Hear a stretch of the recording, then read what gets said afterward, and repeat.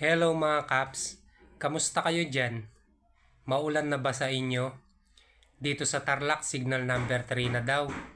Kaya ayun, nagsihanda na kami, pinagtatali na namin yung bubong, nilagyan na namin ng mga pabigat. Alam nyo noon, napakaraming halaman na nakapaikot dito. Tapos pinagkakalbo nila. Naalala ko tuloy yung nabalitaan ko dun sa Sierra Madre. Parang ganun na ganun. Alam nyo, nakakapagtaka lang. Bakit sila nakapasok sa Sierra Madre at para makapagtroso?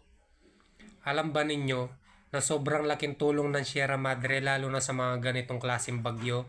Nakakalungkot lang isipin na pati yun pinakialaman. Balita ko, nakalbo na raw. Alam ba ninyo, kaya malaki yung tulong ng Sierra Madre sa mga ganitong klaseng bagyo? Dahil sobrang haba ng Sierra Madre. Ang alam ko, may haba na 540 kilometer yung Sierra Madre. Tapos meron siyang 3,000 plus na species. Kung di ako nagkakamali, 3,500 plus na species na halaman na dito lang sa Pilipinas matatagpuan. Biruin mo yun, isa sa yaman ng Pilipinas. May kinalaman yung gobyerno dyan, karamihan.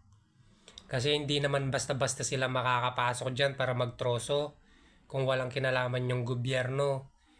Ang nakakapagtaka lang bakit pumayag sila. Alam naman nila na sobrang laking tulong ng Sierra Madre pagdating sa mga ganyang klaseng bagyo. Siya yung nagpapahina bago pumasok dito, lalo na sa Luzon. Ewan, minsan nakakadismaya na yung gobyerno ng Pilipinas, lalo na yung ibang mga politiko.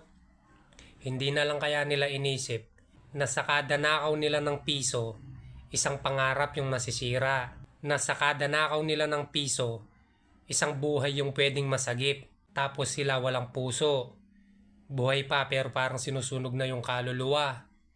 Tapos, hearing ng hearing. Sa dami-daming taong mga nadawit, ni isa wala pa ako nabalitaan na nakakulong. Tapos kung sakali man na may makulong, bibigyan pa ng special treatment. Pasensya na lang sa sasabihin ko. Kung hindi kayo kayang singilin ng katulad ninyong tao, sana pagdating ng panahon, singilin kayo ng kalikasan. Kayo yung pinakaunang tatangayin ng bagyo.